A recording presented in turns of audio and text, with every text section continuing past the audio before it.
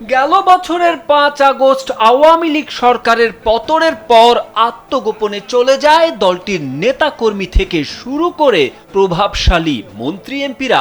তবে দিন যত যেতে থাকে ততই গ্রেপ্তার হতে থাকে আত্মগোপনে থাকা নেতাকর্মীরা, যাদের মধ্যে সালমান এফ রহমান, দীপু মনি, জুনায়েদ আহমেদ পলক এবং আনিসুল হকের মতো প্রভাবশালীরা রয়েছেন। আত্মগোপনে থেকে আওয়ামী লীগের অনেক নেতা বিভিন্ন মাধ্যম ব্যবহার করে অন্তর্বর্তী সরকার এবং আওয়ামী লীগ নিয়ে নানা কথা বললেও একেবারেই নিশ্চুপ ছিলেন সাবেক সেতুমন্ত্রী ওবায়দুল কাদের। ফলে অনেকেই বলাবলি করছিলেন তিনি হয়তো আর বেঁচে নেই। RICL TMX, যুগের পর যুগ স্থাপনা থাকে মজবুত।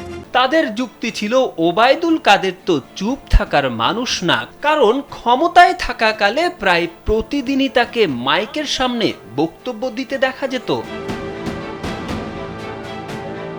সেই নীরবতা ভেঙে অবশেষে ভারতীয় গণমাধ্যমে সাক্ষাৎকার দেন ওবায়দুল কাদের। এরপর একটি ইউটিউব চ্যানেলের এডিটর ইন চিফের সঙ্গে টেলিফোনে কথা বলেন। কিন্তু সম্প্রতি ব্রেকিং গুলশান থেকে গ্রেপ্তার ওবায়দুল কাদের শীর্ষক ক্যাপশন লেখা একটি তথ্য সামাজিক যোগাযোগ মাধ্যমে ছড়িয়ে পড়েছে। কোনো নির্ভরযোগ্য তথ্য প্রমাণ ছাড়াই প্রিয় বাংলা 24 নামক একটি ওয়েবসাইটে কথিত প্রতিবেদনের বরাতে ভুয়া তথ্য প্রচার করা হয়। ফ্যাক্ট চেকার রিউমার স্ক্যানারের অনুসন্ধানে জানা যায় সূত্র হিসেবে যে লিংক দেওয়া হয়েছে তা একটি ভুয়ো সাইট বলে মনে হয়। ক্ষমতাচ্যুত আওয়ামী লীগের সেকেন্ড ম্যান হিসেবে পরিচিত ওবায়দুল কাদের দেশে নাকি বিদেশে সেটা নিয়ে ৫ আগস্টের পর থেকেই আলোচনা ছিল। অবশেষে তার অবস্থান নিয়ে ধোঁয়াশা অনেকটা কেটে যায়। ক্ষমতাচ্যুত হওয়ার পর ৩ মাস তিনি দেশেই আত্মগোপনে ছিলেন।